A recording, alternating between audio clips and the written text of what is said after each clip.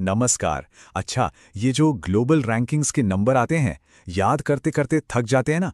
तो 2025 के सारे इंडेक्स आ चुके हैं और आज हम कुछ ऐसी जबरदस्त ट्रिक्स सीखने वाले हैं जिनसे ये सारे आंकड़े मतलब दिमाग में एकदम फिट हो जाएंगे।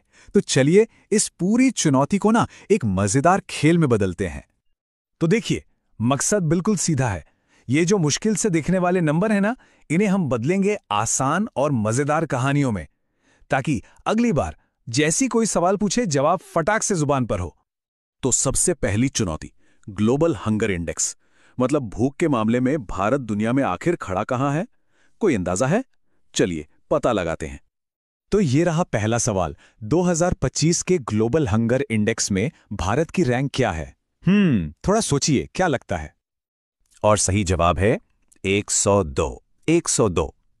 अब सवाल ये उठता है कि भाई इस नंबर को हमेशा के लिए याद कैसे रखें? तो मेरे पास ना इसके लिए एक बड़ी शानदार ट्रिक है। अब इस ट्रिक को जरा ध्यान से सुनिए। नंबर है 102। इसे हम तोड़ लेते हैं 10 और 2 में। अब बस इतना सोचिए कि अगर हर किसी को सिर्फ 10 रुपए में 2 वक्त का भरपेट खाना मिल जाए तो क्या दुनिया में कोई भूखा रहेगा? बिल्कुल नहीं। तो बस 10 रुपए में 2 वक्त का खाना और रैंक हो गई 102। है ना कमाल की ट्रिक? वैसे यहां कुछ और भी बातें हैं जानने लायक। भारत की रैंक 102 है, जो पिछले साल 105 थी। मतलब थोड़ा सुधार तो हुआ है।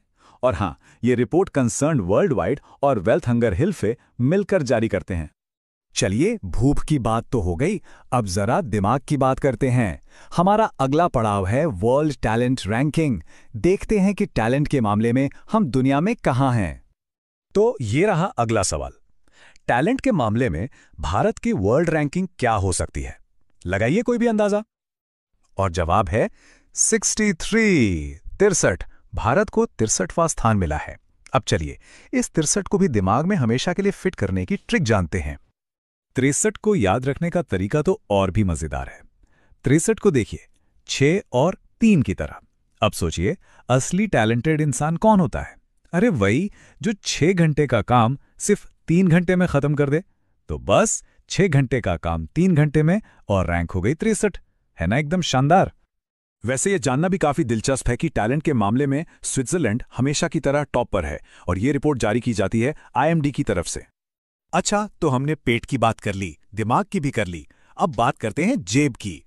हमारा तीसरा इंडेक्स है इकोनॉमिक फ्रीडम इंडेक्स, यानी आर्थिक स्वतंत्रता। तो अब सवाल यह है कि आर्थिक स्वतंत्रता के मामले में भारत कहां खड़ा है? क्या लगता है?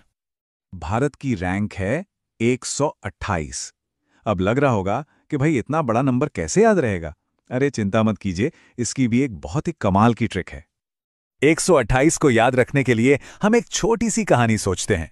मान लीजिए एक 28 साल का नौजवान है और अगर वो हर महीने 1,28,000 रुपए कमाएं तो क्या वो आर्थिक रूप से स्वतंत्र, मतलब फाइनेंशियली फ्री नहीं होगा?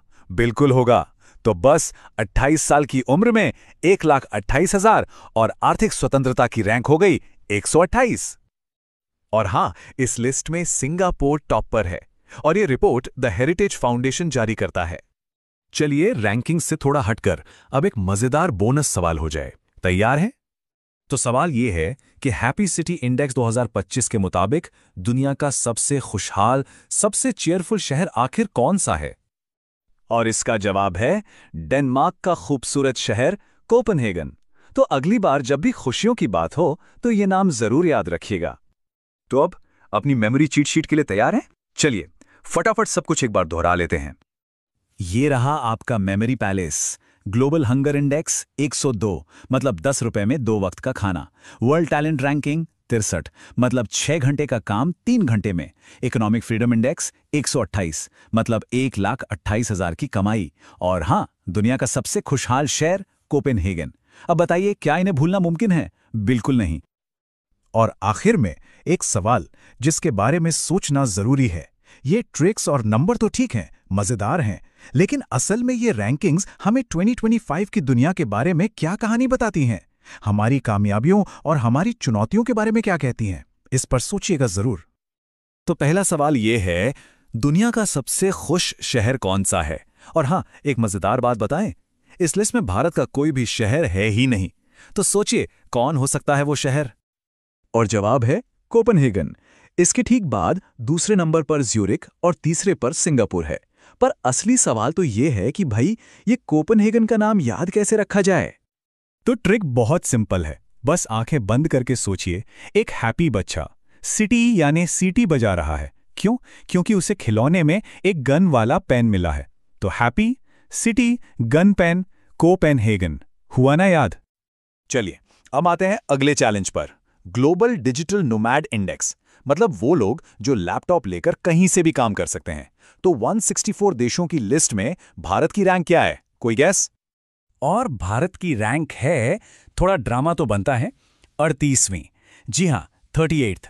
164 देशों में से हम 38वें नंबर पर हैं।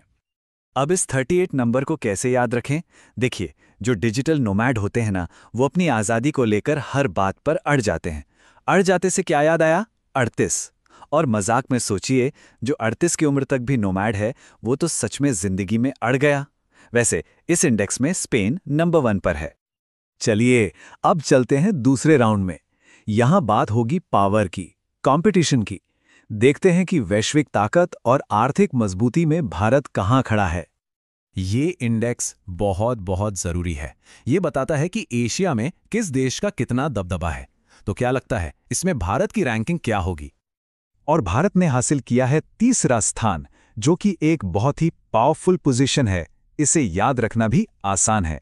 जब भी दुनिया की 3 सबसे बड़ी ताकतों की बात होती है, भारत का नाम आता है। तो रैंक भी है 3। यहाँ जो असली कहानी है वो इसके कॉन्टेक्स्ट में है। नंबर 1 पर है अमेरिका, नंबर 2 पर चीन और ठीक उनके पीछे नंबर 3 पर है अपना भारत। ये दिखाता है कि इस रीजन में इंडिया एक बड़ी शक्ति है। अब बात करते हैं कंपटीशन की। यार आज की दुनिया में कंपटीशन कितना तगड़ा है ना। तो इस वर्ल्ड कॉम्पिटिटिवनेस इंडेक्स में भारत कहाँ पर है? भारत 69 देशों में से 41वें स्थान पर है। अब सोच रहे होंगे कि ये 41 नंबर कैसे याद रहेगा? तो इसकी ट्रिक बड़ी मजेदार है। सोचिए, दुनिया में कंपटीशन इतना ज्यादा है कि अगर कोई 2 की जगह 4 पैरों से भी दौड़े, तब भी वो पहले नंबर पर नहीं आ पाएगा। तो 4 और 1 बन गया 41। वैसे इस लिस्ट में स्विट्जरलैंड टॉप पर है। और अब आ गए हम अपने फाइनल राउंड में। ये राउंड है स्पीच, फ्रीडम और वेल्थ के बारे में। चलिए देखते हैं। बोलने की आज़ादी यानी फ्री स्पीच एक बहुत ही बड़ा और ज़रूरी मुद्दा है। तो फ्री स्पीच इंडेक्स 2025 में 30 देशों में से भारत को कौन सी रैंक मिली है? भारत को मिला है 24वां स्थान। और सच बताऊं, इस नंबर को याद रखने की ट्रिक बहुत ही सीधी साधी है। ट्रिक ये है कि भारत में स्पीच की इतनी फ्रीडम है कि लोग 24 घंटे बोल सकते हैं। तो 24 घंटे बोलने की आज़ादी, रैंक भी 24। सिंपल। इस इंडेक्स में नॉर्वे पहले नंबर पर है। चलिए अब आते हैं बिल्कुल आखिरी सवाल पर। पैसा। दुनिया की दौलत के मामले में यानी ग्लोबल वेल्थ रैंकिंग में भारत कहां पर है? और हमारी आखिरी रैंक है नंबर 4। भारत दौलत के मामले में दुनिया में चौथे स्थान पर है। इसे याद रखना तो सबसे ज्यादा आसान है। बस इतना सोचिए कि भारत के चारों कोनों में दौलत भरी पड़ी है। चारों कोनों से याद आया रैंक 4। ये भारत की इकोनॉमिक पावर को दिखाता है। तो लीजिए, हमने सभी रैंकिंग्स और उनकी मजेदार ट्रिक्स सीख ली हैं। आइए एक फाइनल क्विक रिकैप करते हैं ताकि सब कुछ एक ही जगह पर अच्छे से याद हो जाए। ये आपकी चीट शीट है। तो चलिए फटाफट इस टेबल को देख लेते हैं। डिजिटल नोमैड रैंक 38, कीवर्ड अड़ जाते हैं। कॉम्पिटिटिवनेस रैंक 41, कीवर्ड 4 पैर पहला नहीं। फ्री स्पीच रैंक 24, कीवर्ड 24 घंटे। और ग्लोबल वेल्थ रैंक 4, कीवर्ड चारों कोने। बस ये आपकी फाइनल स्टडी गाइड है। तो ये आंकड़े सिर्फ नंबर नहीं है, ये 2025 में भारत की कहानी बताते हैं। लेकिन सोचने वाली बात यह है कि क्या अगले साल ये कहानी बदलेगी, और अगर बदलेगी तो कैसे? ये एक ऐसा सवाल है जिसका जवाब हमें सिर्फ आने वाला वक्त ही देगा।